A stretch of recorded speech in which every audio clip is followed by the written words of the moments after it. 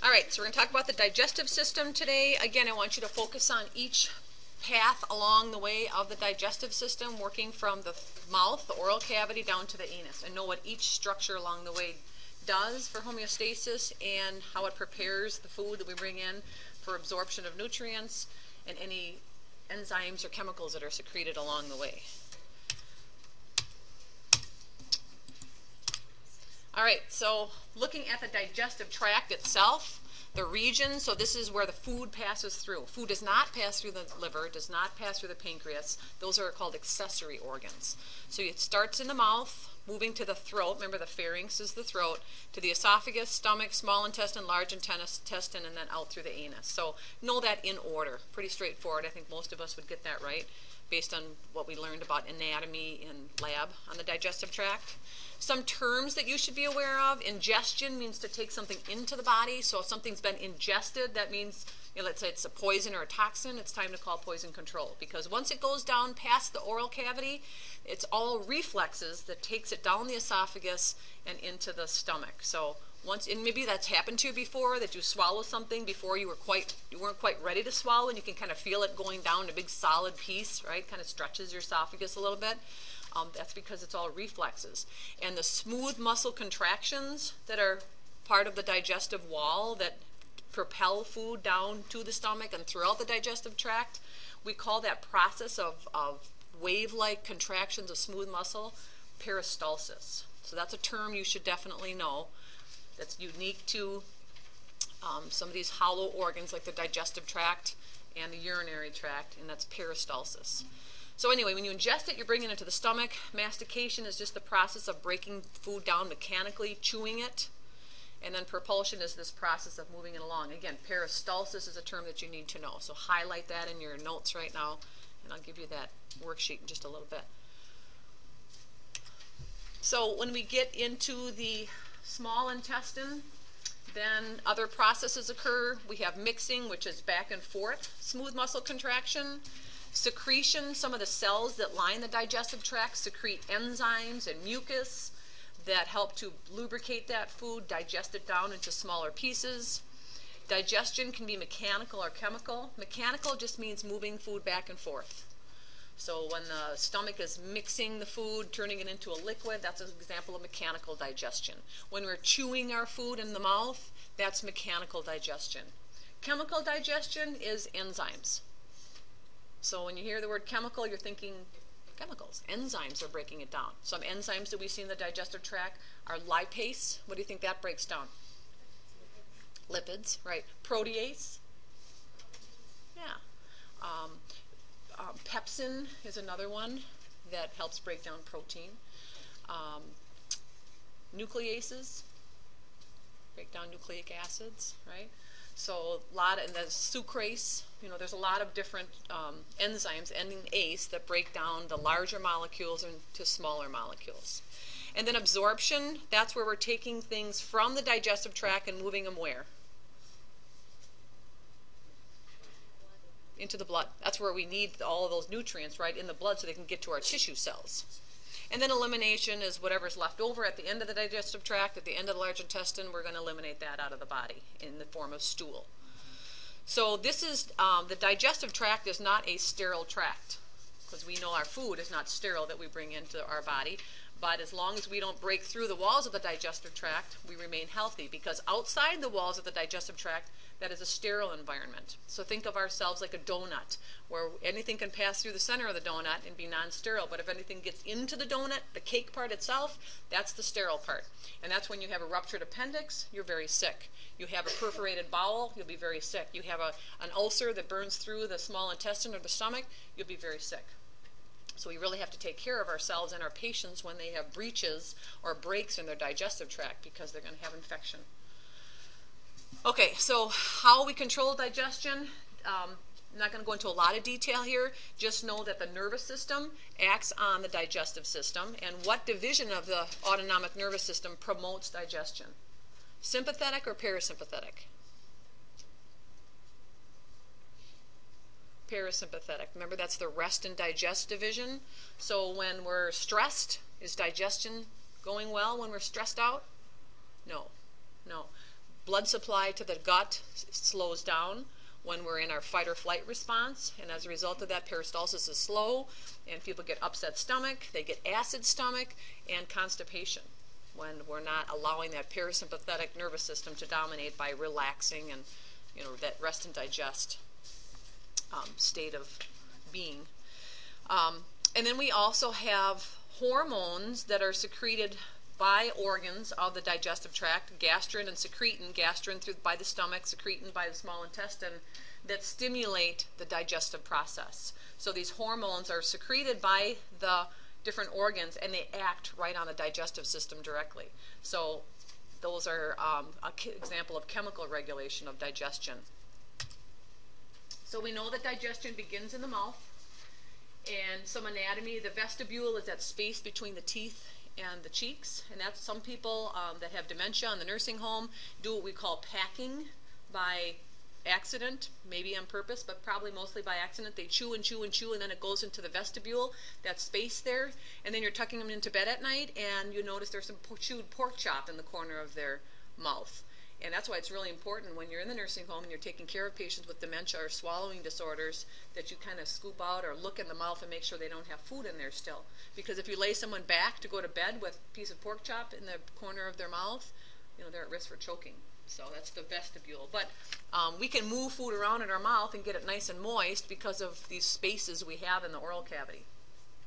The palate is the roof of our mouth. You have the hard palate, which is bony, and the soft palate, which ends in the uvula, that little punching bag in the back of your throat. So we push the food up against the palate, we move it around. What do we call the process of chewing again? Mastication. And at the same time, we're secreting saliva to moisten this food. So the tongue just helps move it around, and we also use it for speech and all those other things. But it just helps move the food around, getting it ready for the digestive tract. So saliva is really important for digestion because there's one enzyme that we see in saliva that is specific to starch, and that's amylase. So digestion, we say, begins in the mouth because of the enzyme amylase, which breaks down starch. So that's why you can give a baby with 2 teeth a saltine cracker, which is very starchy, and that saltine cracker is going to turn to liquid. Or a cookie is going to turn to liquid in their mouth because of amylase. But you can't give them a tortilla chip because there's other starches, complex carbohydrates in there that won't break down with amylase, and then they're at risk for choking. So amylase is an important enzyme that just begins that process of softening that food, getting it ready for the digestive tract. And there's other things in saliva. In your textbook, it talks about the importance of saliva and what it contains. It contains IgA antibodies, so it already attacks bacteria, infectious material. Lysozyme, which is a bacterial enzyme. Defensins, it mentions. And it's mostly water, though, 99% water. And it's slightly acidic, because bacteria typically don't like an acidic environment, so by having acidic saliva, that just prevents bacterial growth. Now, if you have a patient, though, that is on an NG tube that's not getting anything by mouth, or let's say they're just getting ready for tests and they can't have anything to eat, if that continues for too long, bacterial counts really go up in the mouth. And it's really important if someone has a feeding tube, an NG tube, that we give them good oral care, because they're at risk for infection in the mouth, which can spread to the lungs, because that's a passageway, the common passageway from the mouth to the throat into the lungs. And they can get, you know, what we call aspiration pneumonia if we're not giving them good oral care. So it's really important if someone is not eating that we brush their teeth, or at least use those sponges soaked in a little, you know, oral cleanser. And they have more mouth moisturizer that you can put on the little sponge-tipped applicator to keep their mouth moist. All right, from there, food gets transmitted to the back of the oral cavity into the throat. And once it gets past that uvula, it's reflexes that take it the rest of the way. So we can't get it back once it passes past the uvula. And food that has been chewed and softened, here's another term, is called a bolus. B-O-L-U-S. That's chewed food that enters the digestive tract. So it hits the esophagus at the end of the pharynx, And the uvula covers the nasal cavity so we don't get food going upward. The epiglottis, remember, covers the larynx so we don't get food going into the airways, and it's transmitted down to the esophagus. And there's a sphincter at the top of the esophagus and at the bottom of the esophagus. And the bottom of the esophagus is that cardiac sphincter you learned in lab. And if people have, not a very good, very intact sphincter forming the cardiac sphincter, that it's intact, sometimes liquid from the stomach can come up and cause burning, which is acid reflux. But again, the process of swallowing, getting it to the stomach through the pharynx to the esophagus are all reflexes. So it's really important that you know that. It's reflexes, so you can't get that food to come back up unless we're initiating the vomiting reflex, which has several different causes depending if it's illness or a toxin that's causing that. But it's all reflexes. The only thing we can do is send it to the back of the throat or back of the mouth, and from there, reflexes take over. And what do we call the process again? Getting it down to the stomach and beyond? Peristalsis, right? So this is just a little animation. I'm not going to show that. It just shows the process of swallowing. So then it lands in the stomach. So the stomach's major job, when you think of the stomach, is to mix the food back and forth, and get it to a liquid. And the liquid that it forms is called chyme, and that's spelled C-H-Y-M-E. So when you think of the stomach, think of mixing, mechanical breakdown, forming chyme, C-H-Y-M-E. Okay, so if you look at the stomach, there's these indentations of the stomach wall. So there's rugae, which are those wrinkles in the stomach wall, but then there's also these deep indentations of the stomach wall, which we call gastric pits. And these are lined with different cells with different functions. You can see they're kind of color-coded here. So near the top, those cells are called mucus cells. And the main job at the surface of the stomach is to secrete mucus, because if all this digestion is going to begin here and we're going to start secreting hydrochloric acid, which is another secretion of the stomach, we don't want the stomach to break down and be damaged. So there's good mucus production at the surface to protect the stomach from being damaged, and it also helps lubricate the food as it's moving through. So we have mucus as a major secretion of the stomach. We have hydrochloric acid as an important secretion of the stomach. Intrinsic factor. What does intrinsic factor do? Have you ever heard of that? Did we talk about intrinsic factor before? Maybe not. It helps us absorb vitamin B. So that is important for red blood cell manufacturing. Chief cells, another cell lining these gastric pits, secrete pepsinogen, which helps break down protein. So we see some protein digestion in the stomach. And then we have some endocrine hormones at the very bottom of these gastric pits. And one of the endocrine hormones we talked about is gastrin. And gastrin just promotes digestion and secretions within the stomach. But that is secreted to the blood. Okay? We talk about endocrine hormones. We're secreting something to the blood, not to the digestive tract.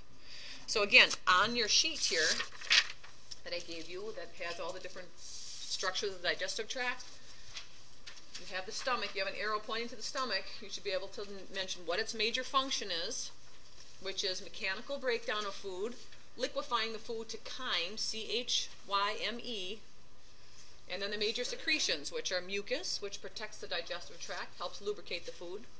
Hydrochloric acid helps break down food. Intrinsic factor helps us absorb vitamin B12.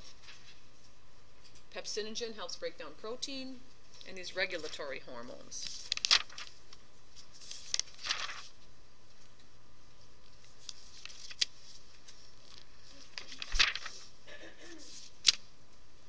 Any questions about that? So there's something for people, some people lack intrinsic factor and they cannot absorb vitamin B12. So what would be a symptom of that if we need vitamin B12 to mature our red blood cells?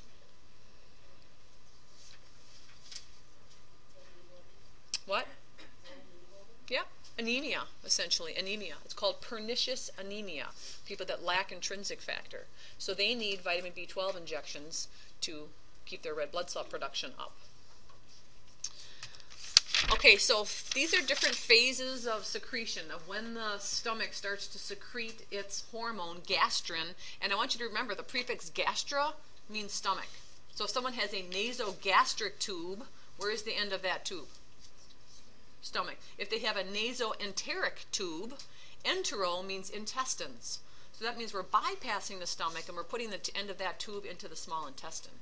So entero means intestines, gastric means stomach.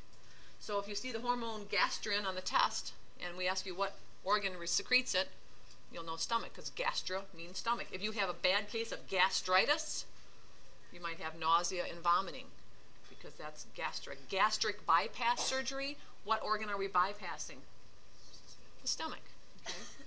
All right, so what starts this process of the stomach getting ready to digest food? Sometimes the taste or smell of food can get your juices flowing, right? Which one of those is gastrin, but can you have her talk about a really good food? Maybe you're not even that hungry, but you smell food and it gets your mouth watering. Or someone's talking about a really delicious recipe that they just made or they're going to make, and it gets your mouth flowing, right? Gets the saliva going.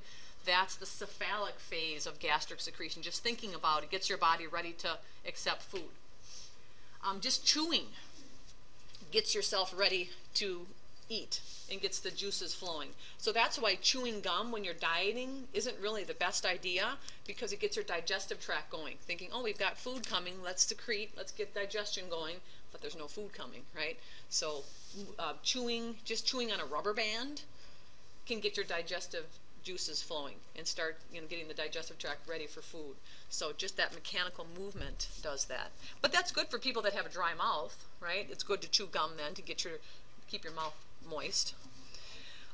So then once it enters into the stomach, the stretch of the stomach, this is the gastric phase, the stretch of the stomach causes digestion to begin and causes gastrin secretion to get this, all these proteins, or I'm sorry, enzymes, which are proteins, getting those secretions started.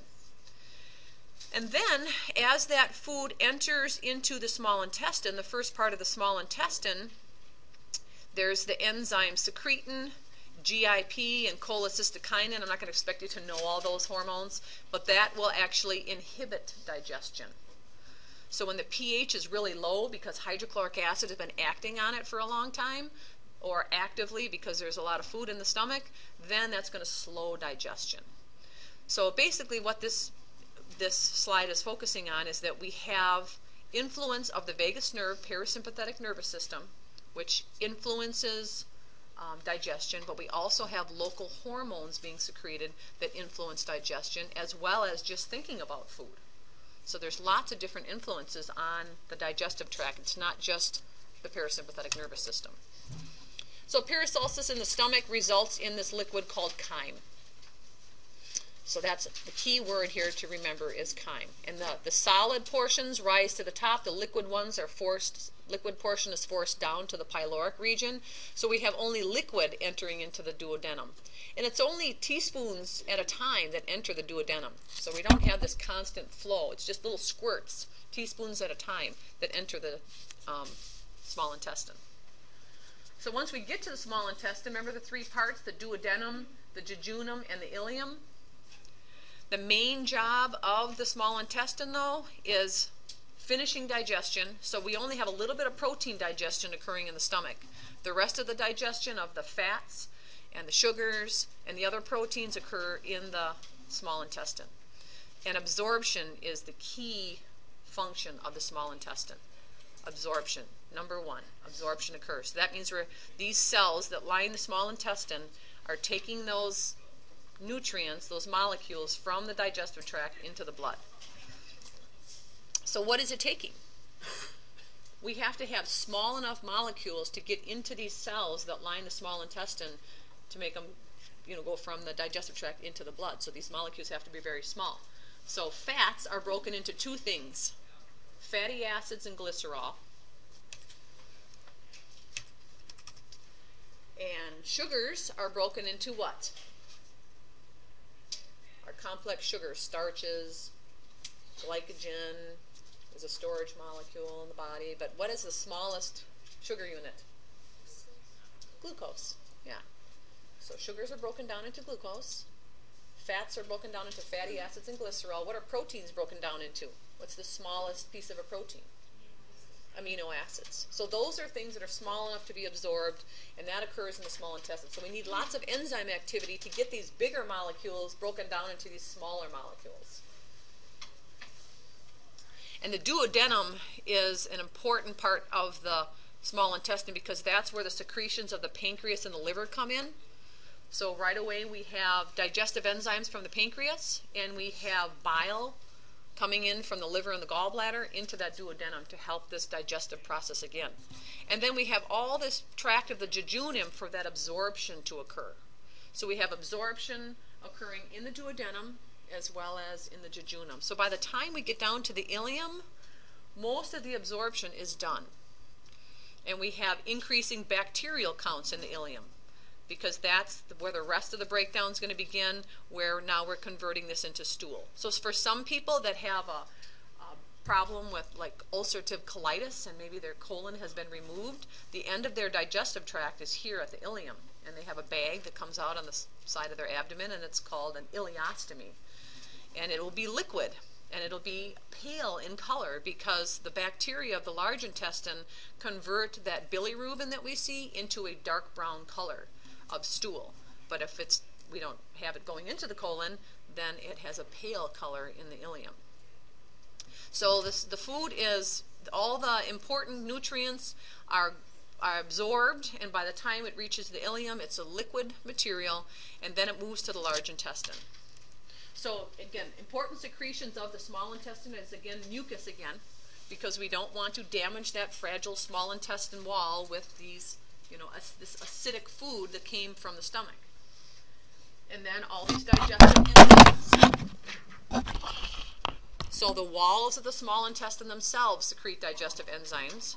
You can tell by the ACEs ending that they're enzymes. You can figure out what they break down based on their suffixes. And then again, there are some glandular cells that secrete hormones to the blood, but again, I'm not going to have you memorize all those because that's more of an advanced A&P thing. So the liver is an accessory organ. Again, the liver does not have food passing through it, but its digestive job is to secrete bile. So it makes bile. Some of it is stored in the gallbladder, but a majority of it is formed from the liver and goes to the duodenum via the bile duct, the common bile duct. Remember, there's hepatic ducts that take it to the common bile duct, and then it's secreted into the duodenum. So what does bile do? What do we need bile for?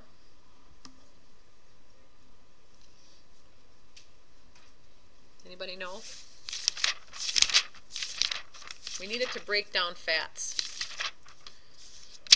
So if someone loses their gallbladder, do they lose all bile production? What makes the bile? Did we just say? The liver. The liver makes it. The gallbladder stores some of it.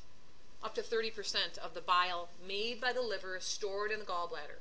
So when we eat something fatty, the gallbladder contracts and sends some bile to the duodenum to help break down that fatty substance.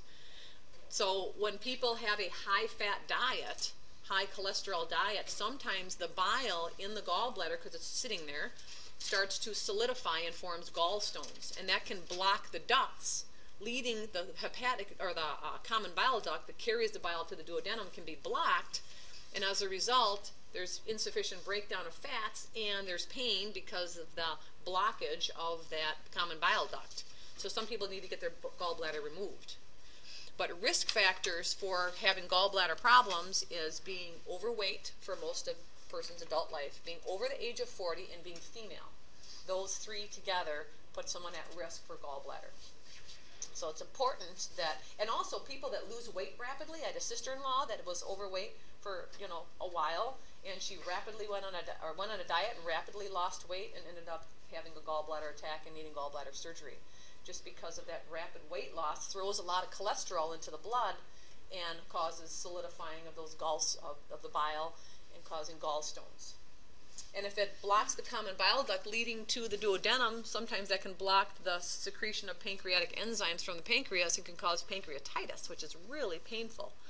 So it's important that we lose weight slowly if we're going to lose weight.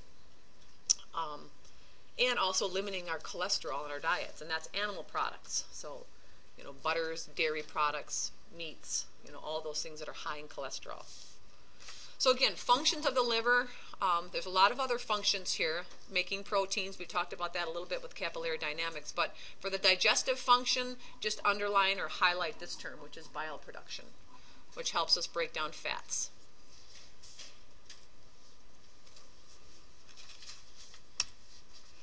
So sometimes when we have the liver that's not functioning properly, part of it is to break down red blood cells and convert or metabolize bilirubin. Sometimes that bilirubin will build up in the blood and cause the yellowing of the eyes and skin.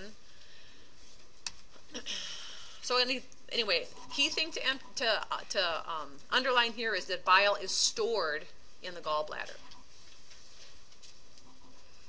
And then you're at risk for gallstones. 2 causes for gallstones: drastic dieting, high cholesterol in the diet. So the function of the pancreas, again, it has an endocrine function, which means it goes to the blood, but we're not talking about the endocrine system today. We're talking about the digestive system. So we're going to look at the exocrine, which means it secretes a substance that goes right to that area. It's a local secretion. It's not going to the blood. So what the pancreas does for the digestive system is to produce digestive enzymes. So if a person has pancreatic cancer, for example, they're going to have abnormal insulin and glucagon secretion, and they're also going to not be able to digest their food. So people have rapid weight loss because they can't break the food down, so the food passes right through unabsorbed, and as a result they lose weight. So there's also some juices that change the pH a little bit of the liquid broken down food substances that enter the small intestine. It's alkaline, higher pH, which helps some of the enzymes act on the molecules that they're trying to break down. So they need a higher pH to function. So that's a job of the pancreatic juice. And again, digestive enzymes is its main digestive function. So then we get to the large intestine. The job of the large intestine, primary job, is to secrete mucus. So again, helps that food move through the digestive tract at the end there. Prevents constipation with good mucus production. And also to reabsorb water. That's really important. The main job of the large intestine is to reabsorb water out of the digestive tract. Now what happens if that stool sits in there too long? Reabsorbs water, reabsorbs water. The longer it sits in there, the drier and harder that stool gets. So that's why in the nursing homes we usually have a bowel record on each of the patients to make sure they're having a bowel movement every 3 days, because we know if that stool sits in there more than 3 days, that's going to cause dry, hard stool, especially when someone is living a sedentary lifestyle and in a wheelchair or in bed most of the time, or just in a chair, not moving around a lot. So we really have to watch that. And the reverse is also a concern. If someone has diarrhea, that liquid that just entered the toilet was meant for the blood. It was meant to be reabsorbed back to the blood from the large intestine. So a person is majorly at risk for dehydration when they have diarrhea. So it's important if you ever get the diarrhea that you have a glass of water, if you're able to, if you're not vomiting on top of diarrhea. We call that the double bucket flu. Those are not fun. Hopefully, knock on wood, that's not going around this holiday season. Sometimes it is. Usually, Thanksgiving and Christmas is usually the time. But anyway, you want to rehydrate. So if your patients have the diarrhea, you got to be thinking they're majorly at risk for dehydration. So do they have fluids running? If not, maybe call the doctor, suggest it, or at least if they're able to drink, give them extra water. And babies are really at risk for dehydration. So it's really important that we rehydrate babies. And even if it's a teaspoon at a time, like babies that are throwing up and diarrhea, just rehydrate with teaspoons at a time of liquid. So also, dropping this, also that we reabsorb bicarbonate ion. What is bicarbonate ion for? Does that make acid or base in the blood? Bicarbonate is HCO3 minus. It's a base because it binds with hydrogen in our blood and takes hydrogen ion out of the blood. So it absorbs hydrogen ion, which means takes that acidic hydrogen ion and binds it into carbonic acid. And when it's not broken up into ions, it's not creating an acidic environment. So bicarbonate ion, the higher bicarbonate ion we have, the more basic our blood pH is going to be. So it reabsorbs bicarbonate ion. So if you have diarrhea, you're pooping away the water, you're pooping away the bicarbonate ion. What could happen to your blood pH if you have uncontrolled diarrhea for too long? You could become acidic. You can become acidic. We would call that a metabolic acidosis because it's not caused by the respiratory system. Remember we talked about how CO2 makes acid? That if you're not exhaling or you're not getting good gas exchange, you can end up becoming acidic that way. That's respiratory acidosis. If you have something causing acidic blood outside of the lungs, then we call that metabolic acidosis. So diarrhea could cause metabolic acidosis. So then we exchange sodium ions for hydrogen ions also. So we lose sodium with diarrhea. So it's important, again, that we rehydrate. If someone has diarrhea for a long time and vomiting, that they rehydrate with like Pedialyte or a Gatorade or, chicken broth, something to get those electrolytes back. And bacteria in the digestive tract, when they're breaking down, especially carbohydrates and fats, can cause gases, produce gases. One of them is methane gas, which has a noxious odor and is flammable. Now, do you think there's people that have tested that to see if what they pass out their backside is flammable? Yes. And if they burn their backsides? Yes, it happens. And it's one of those things my grandfather said, and it's very true, that if you think of it, someone has done it. And they have. There's been actual instances of people that have burned their anal opening because they tried lighting their flatus on fire. So if someone has a lot of gas production, though, we have good bacteria in our large intestine and we have bad bacteria. When we eat a high-fat, high-sugar diet, we end up with high-carbohydrate diet. We end up with some of us will end up with a overproduction of unhealthy bacteria in the gut. And symptoms of that are constipation or diarrhea and gas, excess foul-smelling gas. And one thing an irritable bowel syndrome is something that a lot of people struggle with, especially women. If you ask most of the patients in the nursing home when you do your assessment of your patients, most of them will tell you that they've had bowel troubles their entire lives. And I'll bet you if we did a survey of all the women in this room, about half of you would say, I have trouble with either diarrhea or constipation. Because it's just something with estrogen on the gut is not friendly, is the thought. So women really have to pay attention to their gut. And the best way they can do that is by taking a probiotic, which are those healthy bacteria that we need in our gut to keep things functioning properly. And it's easy to find. They're cheap over the counter. You can buy them at the food co-op. Just make sure you get the kind that are in the refrigerator because those work a little better because bacteria will start to die. They'll say so many millions, at packaging. That's their way to get around that. So a lot of these might be dead and useless in this bottle. So if you get a refrigerated version, that's good. Another thing that is great, fantastic, works for myself and my kids is kefir. It's spelled K-E-F-I-R. And if you like yogurt, it comes in a bottle. It's about a quart-sized bottle. It's in Woodman's. And it comes in strawberry, blueberry. It's like a thin yogurt. And you just pour a little glass and drink it. That is excellent as keeping your gut reestablished. My aunt has a terrible problem with gas. Oh my goodness. We'll be together eating holiday crappy foods, and she'll clear out the room and laugh about it. And we're like, that is disgusting. That's really bad behavior for an adult. So I told her, here's some probiotics. Here's some kefir. I bought it for her. Take this. And she said she had gut problems, digestion problems for most of her life.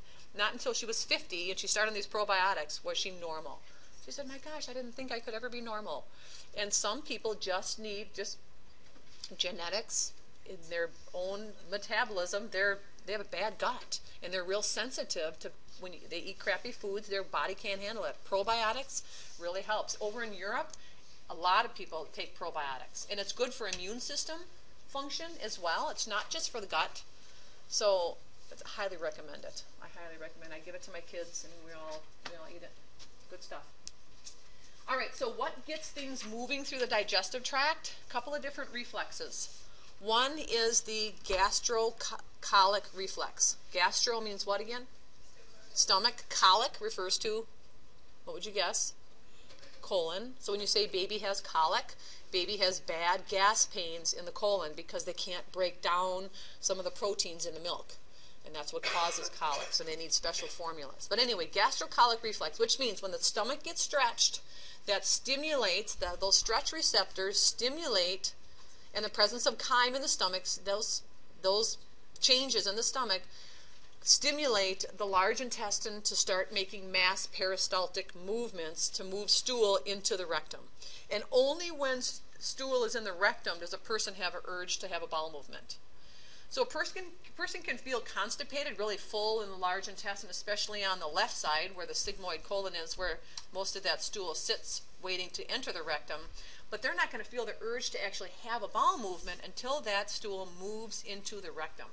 Because the stretch of the rectum, again, will stimulate the urge to have a bowel movement.